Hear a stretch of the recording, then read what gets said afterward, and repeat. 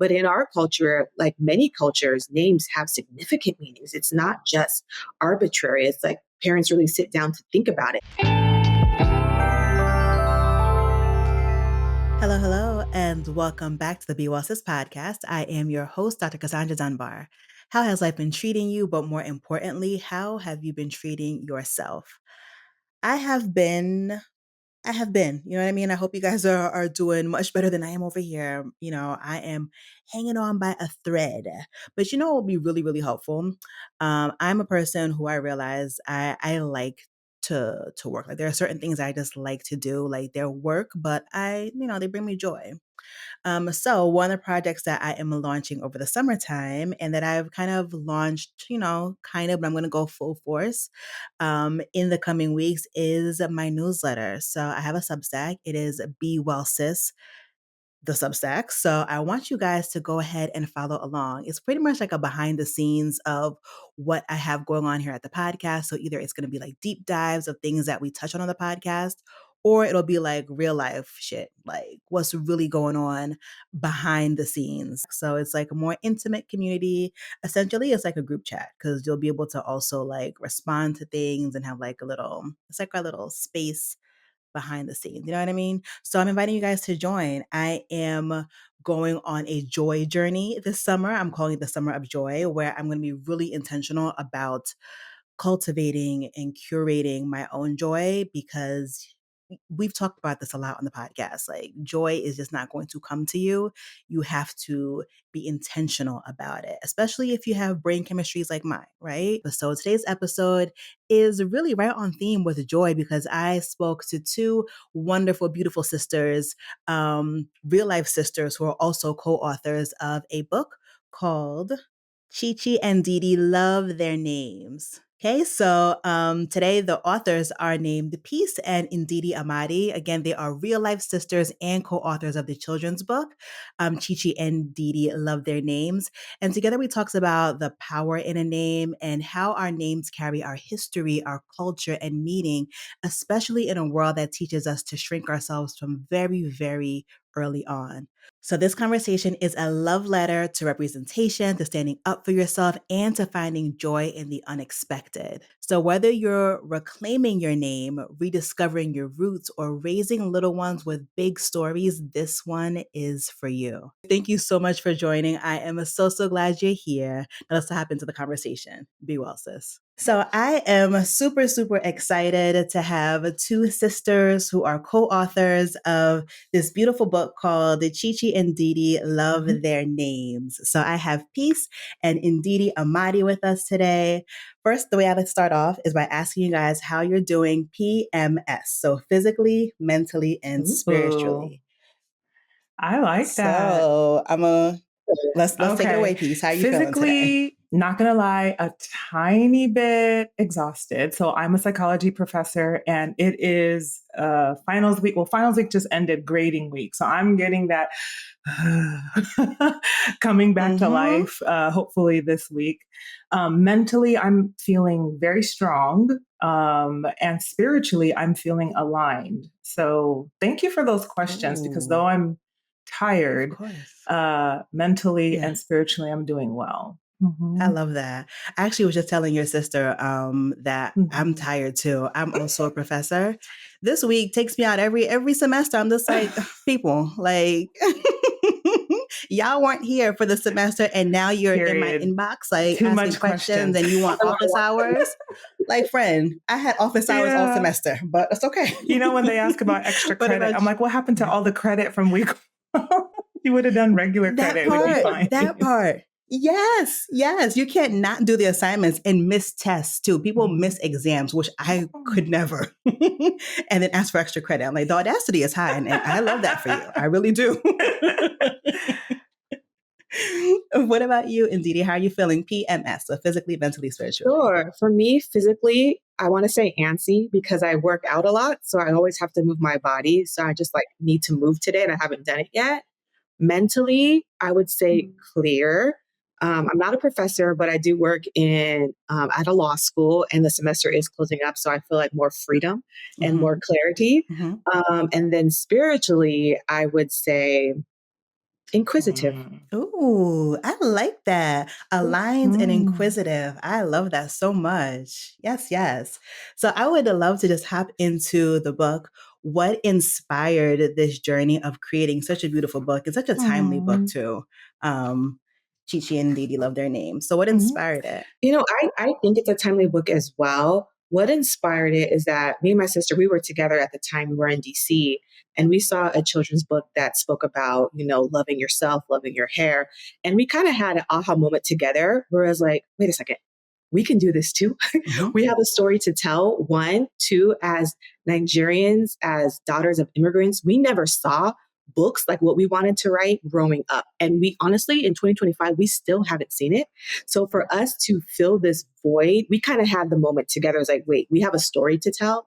We want to do this. We can do this. We're capable. We're able. We're passionate. And we're Mhm. sisters. Like, I love it. so I think that's Mhm. what it was. Yeah, I would say, I mean, we did it together, so that was my inspiration too, Mhm. just to be able to see um, ourselves reflected, our identity, our culture reflected in a way that we didn't have when we were children. And I remember writing little stories myself because writing has always been my escape. And I look back at the little books I created. I would literally cut pictures out of a magazine and put it in old photo album books with my writing to create my own little book. But my illustrations, the kids were blonde.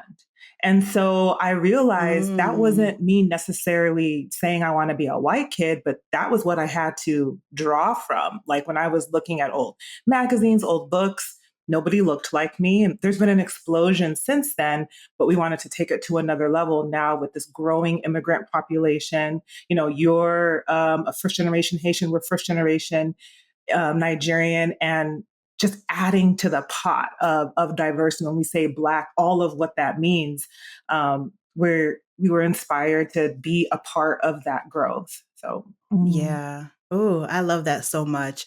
What you mentioning you illustrating blonde people made me realize I did the same mhm, thing as a kid because that was the reference point. Like I didn't see me, so of course that's what I would reference to. And I think about how I look at my kids' art now, and I'm always so happy. Like first of all, the crayons have an array mhm, of shades of brown, and they always are really firm in who like they have been firm in who they are because they see themselves everywhere, which is something that we may not have necessarily had as much as they do now. Um, as an aside, kind of, I am an only mhm, child. So I always like to talk to siblings and ask them, like, what I'm assuming you guys are close because you guys mhm. did like a big project together, right? I love it. Yes. So, okay, what is something that you think contributed to your closeness, even in adulthood? Ooh, Anything your parents well, did? Because I want my kids to be like this too. well, at the beginning of life, it was literally a directive. My sister would agree that every time I went somewhere, my mom said, "Take your sister, take your sister." Good. I'm the Who's the oldest. Yeah, eldest? take your sister, Okay. take your sister. And Mhm. so it was just part of being siblings to be inclusive. That's what Mhm. our parents directed us to do. That's what was normal. Take your sister. To my brothers, take your brother.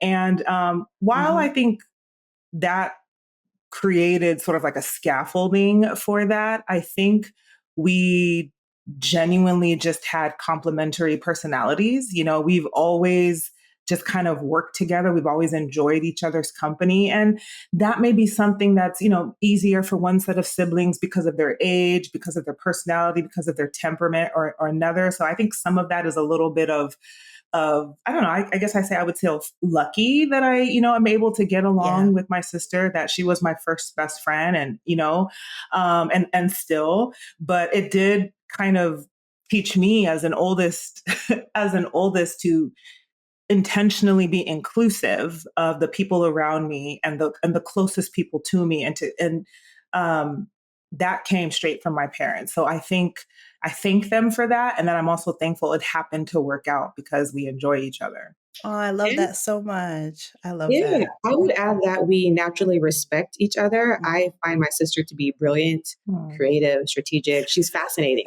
So, like, if I were to pick, Love I do, I it. think she's a fascinating individual. If I were to pick like someone to work with, a business partner, it would be Oh. her. And so, like, as my sister said, like, we're lucky, we're blessed by God that it all just melded together and worked so well together. And we hope that that love and appreciation and respect will like bleed through the book and people can see that and feel that, and hopefully will want to work on their sibling relationships as their parents are reading to them, or even as siblings are reading together. Like, oh, Chi and Didi do everything together. Like, let's do that. Yes. So hopefully, that Yeah. will show through. Oh, I love that so much. Like this, like my heart literally feels like Oh. warm. I love siblings who like love and Mhm. like each other. And I'm really trying so hard for my boys to be the same. I want them to be, I tell them right now, I'm like you guys Mhm. are best friends. Like this By force, is Nigerians yeah, say. right now it's by force. Like yes, like you got like this is your best friend. You know, Mhm. you may meet other people in life and they can also be your best friend, but this is your number one Mhm. best friend right here. Like I think that's good. so I I think love that because that. where else that's where kids get their ideas, their first ideas from, right? Is Yeah. what their parents are saying. And then later Yeah. in life, they can decide, was he my best friend? Is that true? But right now, like, I think that's what parents do. They offer these ideas and let kids grow into it. So I think I think they'll be the best of friends. I hope so. I really hope so. And I'm trying to navigate because I don't have Mm. siblings. How much do I like let them do their thing and how much do I like, you know? But that's a whole nother story because they're the little one, he's 5, the oldest is 10. So he's Mhm. meddlesome right now. Like he wants to be involved, even though his involvement may not be all that helpful. So I can understand him getting on the older one's nerves a bit, but still, no, this is Mhm. your best friend. Teach him Mhm. if you need to. Like teach him how to play properly then. Mhm. That's an aside. So let's talk about the book a little bit more. So, was there a specific scenario that you guys drew from growing up that made you want to write this specific Mhm. story? I think when it comes to Nigerians, a lot of us have Nigerian names and English names. So it wasn't a specific scenario. It was almost like an Mhm. everyday occurrence, like people stuttering over your name, like just not knowing how to say it, or having run-ins with your teacher. And it was always the first day of school and going through the role, and your teacher wasn't exposed to your name or your culture. But in our culture, like many cultures, names have significant meanings. It's not just arbitrary. It's like parents really sit down to think about it. Some tribes in Nigeria have naming Mhm. ceremonies. It's that deep. So I wouldn't say it was a specific scenario. It was just something that we dealt with, and some people still deal with it. I was sharing with my sister, I went to the dentist last week, and my name is Ndidi, Ndidi. They butchered it. Like they spelled it so wrong. And I was like, we're still dealing with this. And like, you're my dentist. You actually know how to spell my name. So I was Right, like, what's the struggle? right. So I think that's what It's stemmed funny. from She it. sent me the Yeah. screenshot. I was like, they could have tried a little harder. Like that was And that's really the thing. bad. I feel like it's the Mhm. effort. Like it's the Mhm. effort. And that's what something that bothers me. I remember as a kid, I usually like even now I go by Cass. Mhm. Like if you're like my friend, you call me Cass, right? But I never went by my full name. My name is like it's an Mhm. English name, right? But I still would get it like all messed up. So I'm just like, just call me Cassie. Like Mhm. from the first day of school, just do you have a nickname? Yeah, Mhm. it's Cassie because I don't want to go through all the rigmarole with you. Like, Mhm. please. And I just think it's just a matter of intention. Even now, I hate the pet peeve is when I get an email and if I sent you, you saw my signature, my email signature, like just copy and paste Mhm. that. Like, why are you fumbling through my Mhm. my, my name, the spelling of my name, if there's a template Mhm. for it, right? So same with your dentist. Like he sees your patient record, like You they know, know your name. Copy It's paste, laziness.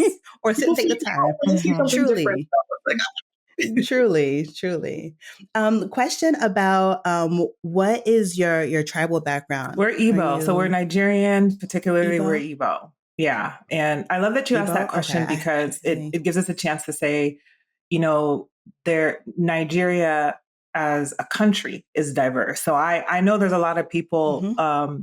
people, in the diaspora who get annoyed because uh, Americans will often, maybe a little less so now, just say we went to Africa as opposed to naming the country, and it's like, here, there's a whole continent out there. But even within these countries, there's so much diversity. So there's, many of tribes in Nigeria. If you're in the United States and you're meeting a Nigerian, it's likely that you're meeting an Igbo, a Yoruba, a Hausa, and a couple others. But back home, there's plenty. We happen to be Igbo, and we wrote this book featuring Igbo characters specifically. I love that. I love that. I would love to know, what do your names mean? Because you referenced that, names have meaning. People don't sit there and just pick a name. The name means something when they're naming their children. So what do your names mean? Ndidi means patience. And in the book, you'll learn that Chinyere means God's gift or God gives. And, we were talking a seconds back about having two names. And so I do like to clarify that Chinyere is my first name. Peace is my God-given middle name. At some point, I had a choice which one I like to go to. And I decided that I like going with Chinyere when I'm amongst Igbos. So when I'm in an Igbo place, I just immediately introduce myself as Chinyere. But I've fully embraced peace as well. Everybody gets a chance to make that choice. And I love peace. And I love the story there was a story behind Chinyere and a story behind peace. And I love going by peace as well. And I'll go by that in my professional, my everyday. But when I'm with Igbos, they probably don't even know my middle name is Peace. It's, it's Chinyere, and, they'll shorten it to Chi sometimes. So, but that's a choice we get to make, right? And I love that somewhere along the line, I got to decide for myself what I want to be called, where I want to be called it, and why. Because like my sister said, these names have meaning. There's a purpose behind all of it. When did you get the opportunity to decide what name you would choose to predominantly great question. That was probably in college when I realized. So first, I started leaning into peace because people had difficulty with Chinyere. And then around college, when you're coming into yourself, you realize, wait, I love what my name means, and I love what it stands for. So I started to think, what do I want to go by? My sister has her own story and chose to go by Ndidi versus the English translation patient. So I decided what I just, said earlier, that I loved what Chinyere meant, but it was really, really important to me that people pronounced it properly. Like, if you're going to call me Chinyere, I want to hear it with the native tongue. And that was just my thing. And so I decided in college, when I'm in Igbo circles, I'm most likely going to just introduce myself as Chinyere, but I'm going to continue to hold on to peace when I'm in diverse spaces, because I genuinely love what that means and the story I get to tell about my middle name being Peace as well. Yeah. And for me, it was when I attended Howard University, I was 18. I didn't choose not to go by Ndidi. It kind of just was by default. So like when you start school, you're kindergarten 5. I went into school Ndidi, but everybody was struggling. So I was like, okay, we got to do some problem solving on this spot. Like, just call me Patience. And then, so it wasn't like, oh, I don't like Ndidi or anything like that. I've always liked it, but like the teacher struggled. So from K through 12, I was Patience, which is the English translation of Ndidi. It's actually my middle name too. So it's like double Patience. I don't know if my parents were like prepping me. Patience Amadi. So it was a lot of patience. Yes. So by the time I got to Howard, I was like, and I'm from California and I went to school all the way across country, Washington, D.C. I was like, nobody knows me here. Yeah. I'm going to introduce myself by Ndidi. And then you're just going to have to learn how to say it. And then, of course, people still call me Patience. I've had friends that I went to high school with. They know me as Patience, which is fine. It's still my name. So still call me that. But I introduce myself as Ndidi. Yeah, I love it. But yeah, your parents said a double portion of patience, please, for the child. Okay. She's going to be patient. I love that so much. The thing that I think about is when I was naming my boys, and I hate to admit it now, I wanted them to have a name that was, quote, neutral on paper. And I hate that's how I thought 10 and 5 years ago. You know what I mean?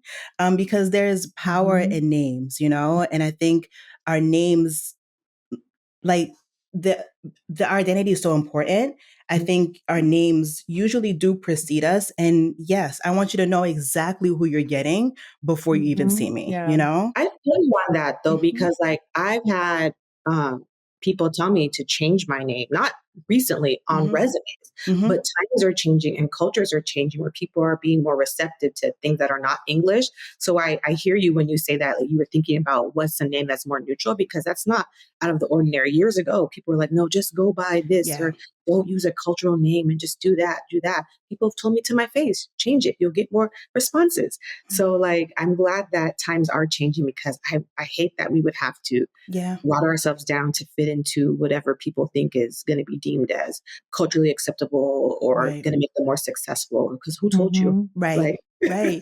And that you said the exact same, like the exact same thing that I was thinking about was like, it's watering down the person. You know what I mean? Yeah. Cause I was just like afraid, well, I want the child to have as much opportunity and this and that, but it's like, no, times are changing, people are changing, and they're going to be in the right places regardless. Like they'll be provided I would for. say though, first of all, you're probably not the only mom who's had to think that through. And I would just like have grace for thinking that, because the research shows that's a thing. Just like, my sister has been directed to do that. But I was just recently talking about the research behind hiring when it comes to ethnic names with my cultural psychology class just a couple weeks ago. And some of these studies are showing like significant differences in people who get callbacks because their names look, different. And so I'm certainly not here to tell any parent how, to name their child, but just to say, yes, names have meaning. But it is something probably as ethnic minorities that we do have to be strategic about, because we're still living in the world we live in the society that we live in. And unfortunately, things are not all as, as it seems. So I have a lot of empathy for, I'm not a parent yet. I will be. Bye, of course. But I have a lot of empathy for parents, that are American born, or first or second generation, who have to think through what to name their child, who want it to be a name that has meaning and power and all these things, but understands that the world we're living in. So I think it's a delicate thing, but it doesn't take away from the fact that the names we give ourselves, the name we give our children, matter. And so yeah. And I'm so happy, like you said too, Ndidi, is that the world is changing, so one of the things I love, my oldest son, I always say how brilliant he is. If you listen to this podcast when he's older, he'll be like, dang, she's obsessed a little bit with both of them. But he's I'll never forget, he had a classmate who was South Asian. I'm not sure which country, but I said his name, and I said I put the emphasis on the wrong syllable, and he was just like, hold on, this was in kindergarten. He was like, no, his name is da da da. I was like, that's what I just said. He's like, no, you didn't. It's da da da. That's how his mom says it. I'm just like, thank you. Yes, absolutely. So I think the people who are coming up now are just exposed to all types of people and cultures and even language in some way very early. So now hopefully the as they continue to grow, they'll be much more open to learning people's names properly, saying them properly, and not associating certain stereotypes and things to people's names and where they come from. Yeah, so this book is super, super important. And I'd like to also touch on, as you guys are doing something so significant and powerful, and I can imagine challenging, right? Writing a book. Were there any hiccups along the way through that journey? And if so, how did you navigate, or what did you gain from those hiccups, if there were any? There's always hiccups. I'll say that. Keep it cute and classy. There's always hiccups in in anything and everything that you want to do that happens to be important. There will be hiccups. And I have this, I'll let my sister speak for herself, but this has been a great exercise, I will say, in in things that our book is talking about, in standing up for yourself and what you want and standing behind your vision, and also in flexibility in life, because things won't always go your way or go in the timing that you want it to go. People have different ideas that may be aligned with yours, won't be aligned with yours. And when you're trying to deliver a baby, a product, a passion project into the world, it's almost like the more you love it, the more you're attached to every single piece about it. But I personally, everybody will tell you, like, I'm not the most flexible person. Like, it's a four-letter word to me. Like, I'm surprised I'm even pronouncing the word properly, because when people say be flexible, I'm like, what'd you call me? But it's been an exercise in being able to be stretched and pulled and all of that, while still being like letting the main thing being the main thing. This is the vision. This has always been the vision. This needs to be the vision. And so that's how I answer it. But I'll let my sister. Yeah. Mm-hmm. For me, I am new to traditional book publishing. My sister has actually published a book before. So this whole thing was a learning curve for me, learning about terms, learning how long publishing is, because I like to move fast. I told you I was antsy before. I'm like, let's go. Let's go to work. So just learning about that whole timeline has been a learning curve for me. And yes, we both have learned flexibility. I think what's really helped us is that we had each other, knowing that it's like, am I crazy in this? Or it's like, no, we're on the same page here, but we're so proud of the end product. And we're glad looking back that we had to overcome everything we had to overcome, because I'm not saying it because it's me and her. It's the perfect book. Yeah. Hands down. It's written perfectly. The illustration is perfect. There's great messages, different messages. It's not just about names. Like, there's faith elements. There's different things, that sibling, things that everybody can pull from. So it's the perfect book, and everything that we went through was worth it. I get it. So you mentioned that all the things that we can get from it, if there is one lesson that you really want the reader, whether it is the child or the parent, to take away from it, what would it be? For 2025, embrace diversity. Yes. I won't get too political, but please be open to it. That is my lesson. Yes. And I would say stand up for yourself. That's a lesson I think we continue to learn how important it is throughout our lives. Part of the reason why it's so good to see this book come out is because, growing up, when this was happening to me, little Chi-Chi wasn't me, the real Chi-Chi wasn't able to stand up for herself. I just kind of let it happen. I would, just like in the book, I'd go home sad about it, but never got back around to saying, my name is Chinyere. It means God's gift, and you can call me Chi-Chi, and da da da da. So it's kind of like, like an inner, this is almost like an inner child healing process, because while I wasn't able to do it as young Chi-Chi, the Chi-Chi in the book has been able to. And so to give myself, if you will, a new ending has been powerful. Just a reminder that at any point in your life, if you realize you haven't been standing up for yourself, you haven't been exercising your will, you haven't been assertive, you haven't been advocating for yourself, at any point you realize it, you can make a change, whether it's going back into that situation and saying, actually, I think I'd like to do this, or, writing a children's book, or whatever, creative method you want to use to kind of give yourself the ending you never had. So that's a whole other conversation, obviously, but that's my lesson. It's never too late to stand up for yourself. Oh, that's beautiful. I love that. It made me think about, on social media, there's like this little trend that's going on. It's like, what's it called? Exercising my free will. Because a lot of us just do things out of, just either we have to do it, or it's our routine. We've just always done it a certain way. So we just have pretty much the same days every day. It's more or less the same. And people will go on these like little side like quests just to exercise their free will. So it made me think about no, every day is an opportunity to do something that is healing either your inner child or just advocating for yourself and being more assertive. I think that's just really, really beautiful. And I think that's a timeless lesson as well. Yeah. Yep. So as we wrap up, I would love to know, what is something that is bringing you guys some joy these days? Just because, times are the times. So what's bringing you guys some joy? This process, talking to you, beginning to talk to other people about this book that honestly wasn't supposed to happen.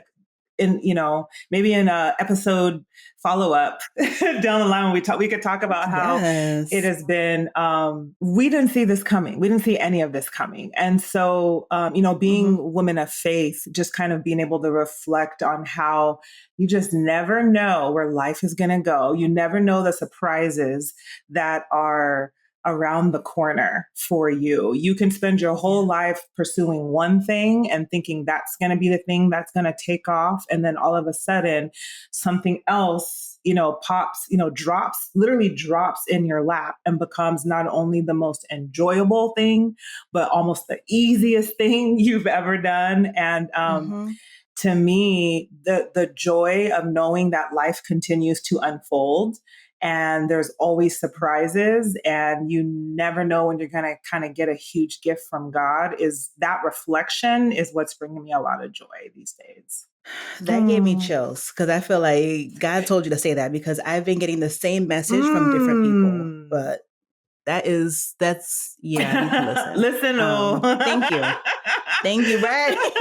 Right. I need to listen before I'm sat down. So yes. Thank you for saying that. Yeah. Ooh. And what about you, Ndidi? What's bringing you some joy these days? I'm thinking of this quote. I think it's by Zora Neale Hurston. She said, there are years that ask questions and there are years that answer. To me, this feels like a year that answers questions. And to me, that's bringing me joy for everything that we've been like praying for years. This book took like 3 years to come out, but not even just like the book, but it just, you feel like there's like synergy, there's something in the air that something is coming. Yeah. To me, the thought of that is bringing me joy. So I'm excited about this year. Oh, I love it. You guys are incredible. I'm so happy that we had a chance to chat today. Again, guys, let me put the book up.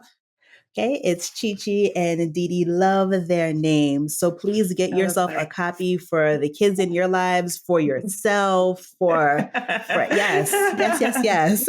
And of course, I will put the links down below in the show note for you guys to go ahead and purchase your own copy, again, for yourself and for the children in your lives as well. Thank you. Where can people find you? On Instagram, you can find us at Chi and Didi World. Online, chichianddidi.com, and both of those things will connect you to our personal handles and pages. Awesome. Thank you.